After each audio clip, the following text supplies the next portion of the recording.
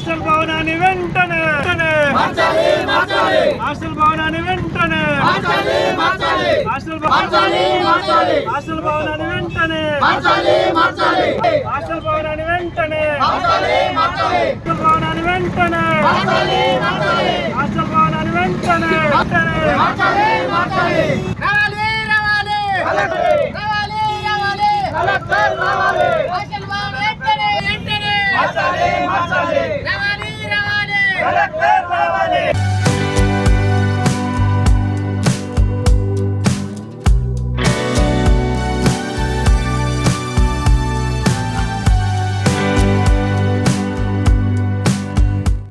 అందరికీ నమస్కారం.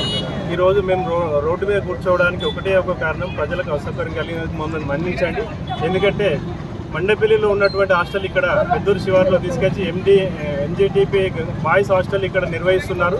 అయితే ఇది ఇక్కడ ఎనిమిది రూమ్లే ఉన్నాయి. ఒక్కొక్క రూమ్లో 70 మంది పిల్లలను పడుకోబట్టి అందులో చేస్తున్నారు. ఒక్కొక్క రూమ్లో 70 మంది పిల్లలు పడుకోవడం వల్ల అలాగూ అనేక రకాల ఇబ్బందులు కలుగుతున్నాయి. జ్వరాలు వస్తున్నాయి, అలాగే ఆరోగ్య సమస్యలు వస్తున్నాయి.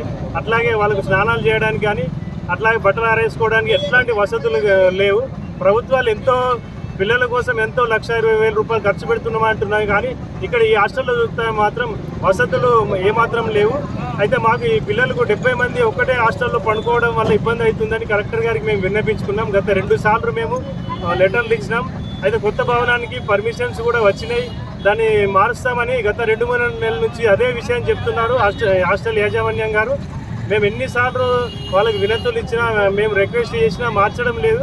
అందుకని దానివల్ల మేము ఈరోజు రోడ్డు మీద కూర్చొని మేము అధికారులను విన్నవించుకుంటున్నాం. దయచేసి దయచేసి హాస్టల్ భవనాన్ని వెంటనే మార్చాలని విజ్ఞప్తి చేస్తున్నాం. కొత్త భవనం రెడీగా ఉంది. కలెక్టర్ గారు కొంచెం చొరవ తీసుకొని వీలైనంత తొందరగా ఈ భవనాన్ని చేంజ్ చేయాలని మా కోరిక అండి.